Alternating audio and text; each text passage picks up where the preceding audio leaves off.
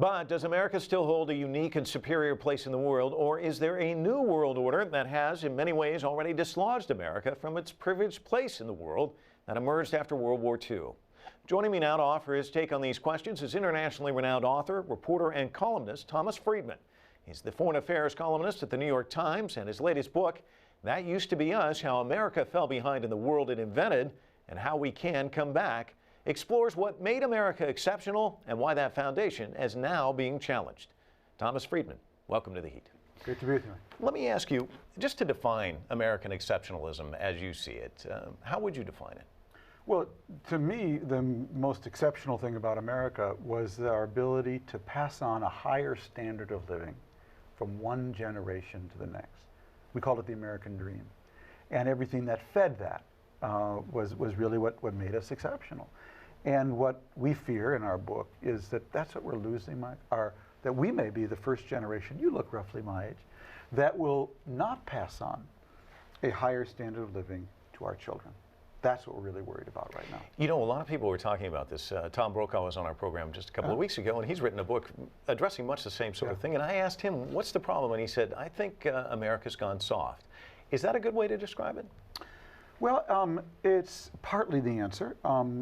I think we made two fundamental mistakes. This is what we argue in our book. One is the most dangerous thing a country or a species can do is to misread its environment. And that's what we did. We misread the end of the Cold War. We thought it was a great victory and that we could put our feet up, okay? But it was a great victory.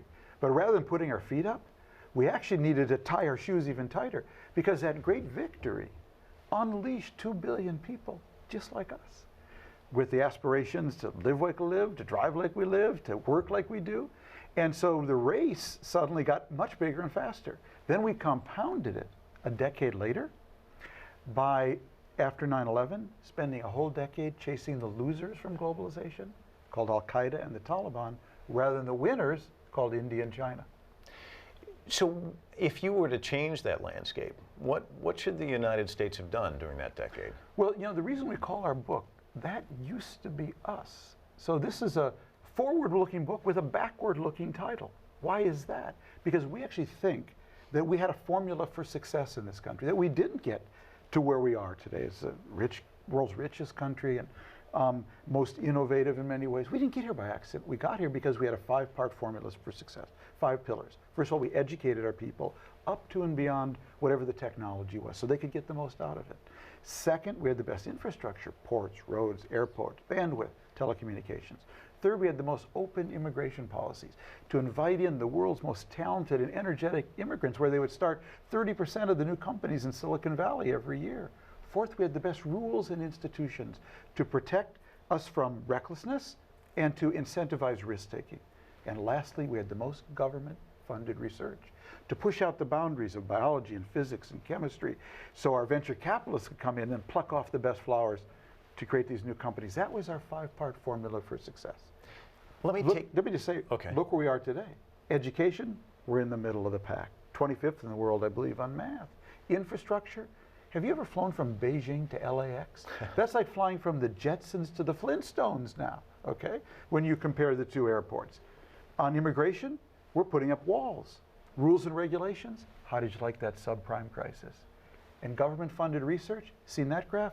It looks like an EKG heading for a heart attack, just like that. Well, I was going to actually have you deconstruct all 5 of them, but you'd already did a great job of it. But let me go back to infrastructure, because you made a really interesting point in one of your talks, and I saw this, where you talked about being in China and being at this convention center, and it's majestic. And then talking, I think, to your wife, who was complaining about the Bethesda metro station, our rail system here, where the escalator was still broken. And you talked about the length of time it took to do one and the other.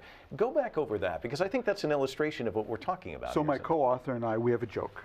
I will call him on my cell phone at any given time, my co-author Michael Mandelbaum.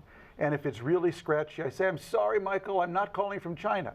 Because if I were calling from China, okay, the reception would be perfect.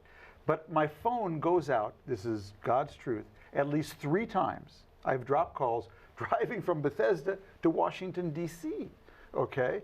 And we see this all around us, our infrastructure. I believe Korea is now installing in every home bandwidth that basically is 200 times the American average in terms of speed.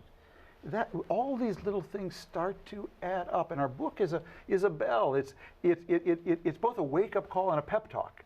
You know, we want to wake people up, but also we did this before. That used to be us. That was us. We can do it again. But I think the point that you made about the Bethesda metro station, the escalator not working, was that it had been broken for 6 months and everybody just kind of accepted it. Well, yeah, isn't that part of the problem too? That is part of the problem. That you go to Tianjin, you see a convention center that's basically built in 8.5 months with escalators in every corner. And then you go to the Bethesda metro stop and it's taking them 6 months to fix 2 escalators with 21 steps each. Now I know that China can do things, got a huge amount of labor and cheap labor, and they can do anything in a short period of time. And we have different labor laws and rates and whatnot. Nevertheless, if you ride around the Washington subway, half the escalators are out.